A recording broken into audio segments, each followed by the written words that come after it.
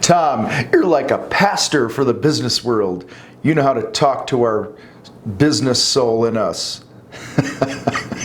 That's funny shit. Pastor Tom. Pastor Tom. You know what I need when you're a pastor? You got to have a hanky. You got to wipe your forehead when you're sweating and preaching. There we go. Maybe I should start wearing a suit and grabbing that. My brethren. Dude looks like Jorah Mormont from Game of Thrones. No way. I do not look like Mormont from fucking Game of Thrones. I mean, I look more like Denzel Washington than I look like that motherfucker. That's funny. Today on Contractor Fight TV, I'm going to go through some of the YouTube comments from you guys over the last couple weeks. We get crazy comments here, some really good ones, some crazy stuff. A lot of you guys don't like me. That's totally cool. Fuck you too. Anyway, so Eric says here, he was watching our video on how to make 50% when you sub your workout, how to make a 50% gross profit when you sub your workout. And he says, help me out here because I'm very confused. This does not seem realistic. How, if we're competing against other GCs and things like that, can we land a job with a 50% gross profit? I've been bidding jobs for 20 years and depending on the size of the project have rarely exceeded 20% for overhead, supervision, and profit. So listen, Eric and others who might be confused with this comes down to a few things. It's how you're positioned in the marketplace. So your marketing, your branding, all those things send a message. And if you look like a Chuck in the truck and you don't have your shit together and things like that, if you're slow to respond to people, if the experience that you provide people blows donkey balls and things like that, then you are going to struggle charging more work. So first is that branding, the experience, all that other stuff. The second is your fucking mindset. Actually, that should be flipped, right? Honestly. All right, but I'm just going off the top of my head here. Your mindset, if you don't believe you can get it, then you ain't going to get it. And I've done so many videos and I do so much training in our programs on mindset that you will get what you believe you are worth. All right, next that comes to mind here is your sales process. Many of you guys, I don't care, listen, we have guys that are doing $7, $8, $10 million a year as GCs and landing pretty damn close to 50% gross profit pretty consistently. We've got guys that are smaller remodelers and general contractors that might do $500,000, $600,000, $700,000 a year, and they're consistently nailing a 50% gross profit because they have a sales process. They know how to pre-qualify. They follow what we call our Shin Fu in our Contractor Sales Academy. And when you truly learn to be an expert salesperson, and guys, I don't mean like we're really good and I have 20 years experience type salesperson. Any nut job can do that. I'm talking about how to really understand the client's motive, how to learn how to have an open and honest conversation about money and expectations and what their spouse is going to think about charging this much and all these other things that we train in our sales academy. When you dial that shit in, you're going to see that the 50% is totally doable. All right, quite a while I did a video about your number one job in your business is to market it, right? It's to market and sell. And in that video, I shared, and I didn't go back and watch the video, I just know what comes out of my mouth for the most part here. I talked about third-party lead generation sites like HomeAdvisor, Angie's List, and things like that. A guy named Troy gave me some shit here. You're seriously advising people to check into HomeAdvisors and blah, blah, blah. Do your homework on these guys. They're the biggest rip-off artists in the world. So let me say real quick here. My consistent advice has been, you need to take control of your own marketing. You need to fucking invest in a website, pony up for some money, social media posts, local networking. You have to be the hub of all things marketing. There are occasions where it makes sense to use a third-party lead generating service like a HomeAdvisor or a Thumbtack or an Angie's List. I did $500,000 a year on fucking Angie's List easily with a 50% plus gross profit Okay, but the key was we knew how to work the Angie's List leads. I've had a guy named Tommy Mello who owns a $30 million plus garage door and service company, all right? Several locations. He will tell you that some of these third-party sites are part of his biggest marketing plan, or part of his marketing plan in a huge way that leads to millions of dollars of profit literally in his business. The key, you guys, is you have to learn how to respond to these leads. And it's just like any other lead source, you have to track it, okay? So my advice here, or my reply back to Troy that I just want to share with you guys was, I said, no, I advise to track your leads and let the data guide you. Everything works to a degree. Hopefully you guys understand what that means. Home Advisor works, door knocking works, SEO works, Thumbtack works, social media works, email marketing works. Guys, everything works. It just might not be working for you because you're not consistent, you haven't figured out the formula, you have shitty response times. I personally, as a homeowner, have used Thumbtack probably half a dozen times this year so far for various shit around my house, an electrician, a plumber, all right? 100% of the time I hire the guy that responds to me first. It's that simple, okay? I reach out to them. It says, hey, who do you want to contact? I look with the guy with the most ratings. I reach out. Usually within 7 to 15 minutes, that guy's fucking replied to me, and we've worked out a deal right then and there. I've sent him some pictures through their app. It's fucking convenient, okay? Here's the problem. A lot of you guys are going, this shit doesn't work and blah, blah, blah. It doesn't work because there's always these motherfuckers that email me or they get back to me 5 or 6 days later, 10 days later. I had one guy 3 weeks later, hey, I see that you want some plumbing work done. And I replied, dude, I hired a guy within 10 minutes. Fucking reply to this shit. But that'll be the same motherfucker. They'll be going, this fucking shit doesn't work. It's because he doesn't view marketing as a priority in his business. All right? Or he hasn't assigned somebody in his company to handle those leads. Now, I understand not everyone's like Tommy Mello. He's got his shit together. He's got people that handle Angie's List leads, the Facebook messages that come into the company, Home Advisor, all those other stuff, and they master those platforms. So guys, everything works. And you don't have to be Tommy Mello to do that. All right? But you gotta, don't judge this stuff till you track the data. So I'll go back to my comment. So I said everything works to agree. Not everything works for everyone. I know several strong companies that do $20 million a year, and Home Advisor is a part of the plan. A part of the plan, okay? Home Advisors and others should never be the foundation of your marketing. That has been my message forever, guys, and it will never change, all right? All right, so this was a cool comment.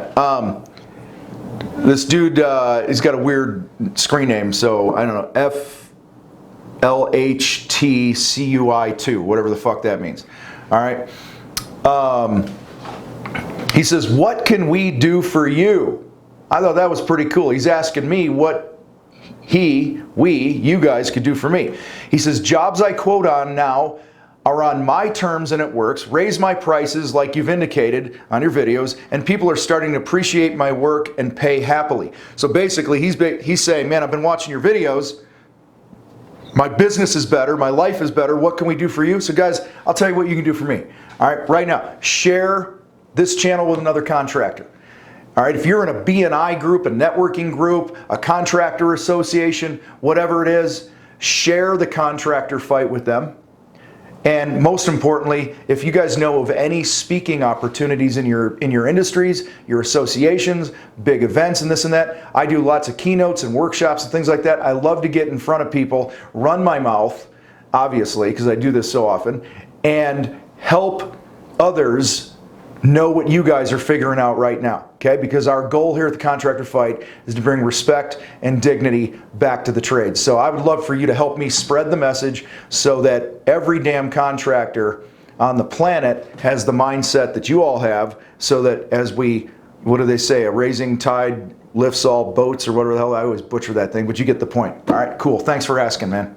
All right, Harissimo, a few days ago asked, is your employee's time a cost which is part of gross profit or part of net profit?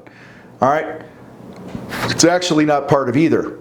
All right, it's part of what's called your costs of goods sold. And I had a burp there, sorry, because I'm drinking seltzer water. This episode of the Contractor Fight TV show, blah, blah, blah. No, okay, they don't sponsor me. So,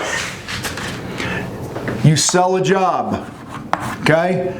Costs of goods are what does it cost you to do the job? So if you are paying a field employee to work on a project, you're only paying that person if he's working on a project. You're not paying his ass to sit at home, okay? Hopefully. So it's part of cost of goods. So you take your sell price, minus cost of goods. So let's say you sell a job at $10,000. Say material, field labor cost you $5,000. You have $5,000 left over. This is your gross profit, okay? So you see your employee's time is not part of the gross profit, it's part of the cost of goods. Then out of the gross profit amount, okay, this is the money you have to pay your overhead, which should include your owner's salary and things like that. And so let's just say, you know, when all is said and done, you got $700 left after you pay your overhead. That's your net profit. Okay, that's the financial pat on the back you get for running your business. So your employee time is not a part of gross profit or net profit. It is part of what's called cost of goods sold or direct costs. Hopefully that helps, man. All right, last one we're going to talk about today is from Tony. Tony says, I would like to hear you talk about how to get paid. After you do the job and the customer all of a sudden can't pay. Is there something that protects the contractor? Tony, my friend. Tony. I'm making an assumption right now. I don't know you.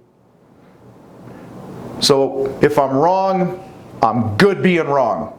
Chances are you don't have a motherfucking contract that you have people sign. Chances are you haven't run that contract by an attorney so it protects you. Chances are you're not doing a pre-job walk with the customer. And in that pre-job walk, you're going, we're going to do this, we're going to do this, we're not doing this. And they're initialing and you're confirming the scope of work. And then you're also saying, hey, we're going to finish Thursday around 4 o'clock. You and I are going to do a walkthrough at 3:30, Mr. or Mrs. Homeowner. And at that time, we'll make sure everything's the way you want it. And you will give me the final payment for the job. Go ahead and initial here. Okay? And hopefully you're not starting a job without getting a deposit and all that other stuff. So when I hear this from people, I'm not getting paid at the end of the job, 100% of the time it's your goddamn fault. 100% of the time it is your fault. Here's why. Some people go, oh, well, I've done all that, Tom. I've done all that. And they still don't pay me. No, you fucked up somewhere. Because every time I've never been paid, I can look in the mirror and go, I fucked up. You might have honored the contract, but the experience might have sucked. One of your guys might have been disrespectful, so now the customer's pissed. Maybe they were unclear on what the scope of work was. Maybe you didn't get anything in writing. Or worse yet, you started the fucking job and maybe you got a deposit, but then you wrote in there a progress payment, and then you didn't honor your own fucking contract and stop and go, hey, I need to get a progress payment next Tuesday. I just want to remember or remind you of that homeowner person. And then if they don't pay you that progress payment, what do? You keep working on the job because you're a dumbass, okay? I'm not saying you're a dumbass, Tony. I'm saying that's what we do. So guys, 100% of the time, if you're not getting paid, you fucked up the paperwork, you screwed up the expectations, you didn't set the table. It's what we call setting the table in advance. Hey, such and such day, we're going to do a walkthrough. You're going to pay me the final amount of money. Blah, blah, blah. I'm going to give you the warranty information, however your process to close a job out is. If the homeowner says, well, I can't meet you at 4 o'clock on Thursday, then you say, okay, well then, when can you meet me? And you simply adjust it, but don't ever finish a damn job without your hand out for a check with the paperwork that they signed.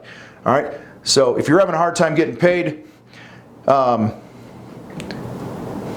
are the issues? What did I say? You screwed up the paperwork, you didn't set expectations, or quite frankly, you're just being a pussy and you haven't asked for your money. A lot of guys are just pussies. Oh, I'm afraid to talk about money. I'm afraid to ask for money. They know they need to pay you, you dumb people. Damn it. Drives me crazy. It's your money. What if you don't honor the work? You think they're going to give you money? Or what if they paid you and you didn't honor your end of the bargain, right?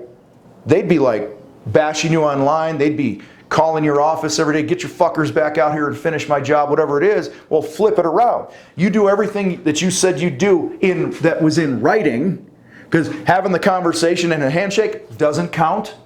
When you honor everything, and they signed and agreed to pay you a certain amount of money and shit like that, and they try to change the rules later on, okay, that doesn't fly.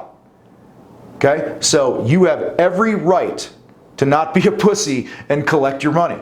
All right, you got to eat, you got to take care of your family. One of the biggest concepts in the contractor fight is you have to get oxygen. You have to get your oxygen first. All right, so quit being a wuss.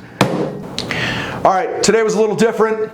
Appreciate you guys hanging out with us here on Contractor Fight TV as I just kind of went through the comments. We'll probably do this every few weeks or something just to have some fun and things like that, change it up a bit.